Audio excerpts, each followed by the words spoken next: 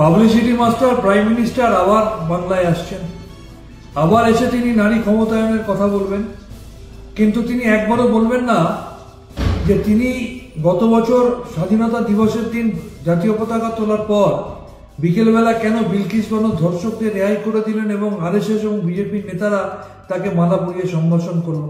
তিনি একবারও বলবেন না মণিপুরে মহিলারা ধর্ষিতা হয়ে তাদের নগ্ন করে প্যারেড করানো হচ্ছে, সেখানে তিনি কেন যাননি। তিনি একবারও বলবেন না মধ্যপ্রদেশে অন্তঃসত্ত্বা মহিলাকে গণধর্ষণ করে পুড়িয়ে মারা হচ্ছে, সে নিয়ে তিনি নিশ্চুপ থাকবেন। হাতগাঁ সুন্না বলরামপুরের ঘটনা নিয়ে তিনি নিশ্চুপ থাকবেন। তিনি আমেথিতে ধর্ষিতা মহিলা বিষ খাচ্ছে, রাজস্থানে ধর্ষিতা মহিলা জলের ট্যাঙ্কের ওপর উঠে দাঁড়িয়ে বিচার চাইছে, সেসব নিয়ে তিনি নিশ্চুপ থাকবেন। তিনি নারী শক্তির কথা বলবেন।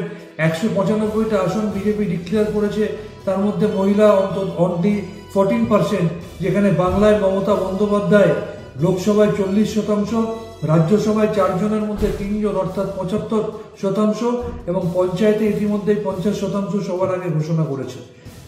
ভারতবর্ষের একমাত্র মহিলা মুখ্যমন্ত্রী মমতা বন্দ্যোপাধ্যায় যেভাবে মহিলাদের জন্য উন্নয়ন করেন এবং মহিলাদের কথা ভাবেন, মহিলাদের উন্নয়ন কিভাবে করতে হয় নরেন্দ্র মোদী মমতা ব্যানার্জির কাছ থেকে শেখা উচিত। তিনি দুর্নীতির কথা বলবেন, কিন্তু তিনি পাশে নিয়ে বসে থাকবেন শুভেন্দু অধিকারীকে, যার নাম সিবিআই এর এফআইআর আছে, যাকে প্রকাশ্যে টিভি ক্যামেরায় টাকা নিতে দেখা গেছে। তিনি দুর্নীতির কথা বলবেন, কিন্তু তিনি একবারও বলবেন না নীরব মোদী, ললিত মোদী, মেহুল চোস্কি, বিজয় মালিয়ারা হাজার হাজার কোটি টাকা কি করে চুরি করে নিয়ে চলে গেছে।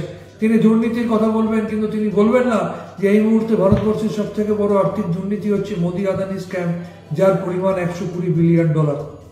তিনি একবারও বলবেন না তার পাশে বসে থাকা শুভেন্দু অধিকারী বা সুকান্ত মজুমদার বা বিজেপি নেতাদের যে কেন একজন কর্মরত আইপিএস অফিসারকে খালিস্তানি বলে গালাগাল দেওয়া হচ্ছে, তিনি সেগুলো একবারও বলবেন না। তিনি আসবেন, গাল ভরা মিথ্যা মিথ্যা কথা বলে প্রতিশ্রুতি দেবেন এবং বাংলাকে বদনাম করে দিয়ে চলে যাবেন।